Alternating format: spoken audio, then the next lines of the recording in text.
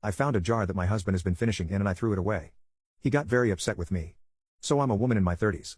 Yesterday our garbage disposal stopped working and I was trying to see why, so I was looking around under the sink and I moved stuff out to get in there to look around more easily. In the very back tucked away was a mason jar that I thought was just over halfway full of kitchen grease at first, but I realized it wasn't grease. I thought it looked like Liquid Kids. I made the mistake of opening it and by the smell I knew that it was definitely Liquid Kids. I couldn't believe what I was seeing. Disgusted, I threw it away in the dumpster outside. It had to have been my husband's, but I don't know why he would save Liquid Kids in a jar. My husband got home and I asked him about it. He seemed very embarrassed and confessed it was indeed a jar full of Liquid Kids he was filling for almost a year. I was shocked and asked him why. He said whenever it was my time of the month or I wasn't in the mood, he'd jerk off into the jar after I went to bed.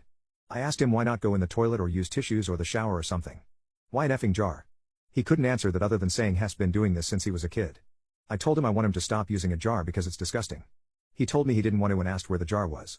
I told him I threw it away and he was upset.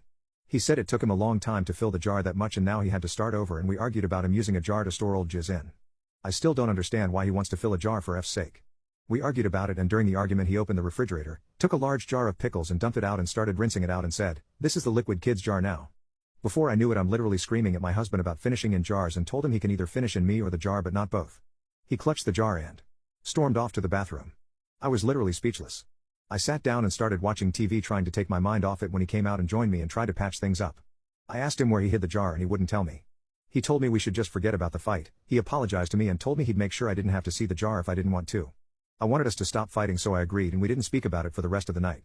He fell asleep early, but I laid in bed for over an hour thinking about the fucking jar. I don't understand why he's so intent on doing something so disgusting and I'm still angry about it. I found a jar that my husband has been finishing in and I threw it away. He got very upset with me. My husband got home and we sat down and talked. After a lot of prying I got him to come clean with me about why he finishes in a jar and why it's in the kitchen. He gets very excited when I eat his Liquid Kids and he makes pancakes every weekend for breakfast and he mixes the Liquid Kids into the pancake batter and gets off on me eating it without my knowledge or consent.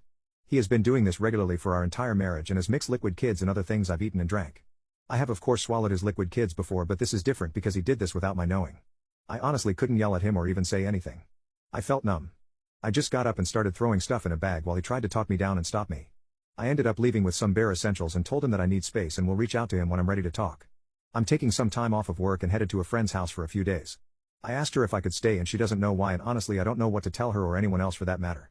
I don't know what I'm going to do or what this means for our marriage. I feel disgusted, used, and like trust in my husband has been severely damaged. I haven't cried or done anything yet. I stopped to get a bite to eat on the way to my friend's house and to try to figure out what to say to her because I know she'll have questions. I also think I need to cry first. Thank you to everyone who's been kind and supportive and offered good advice. Please keep it coming because I feel like I'm drowning here and I have no idea what to do.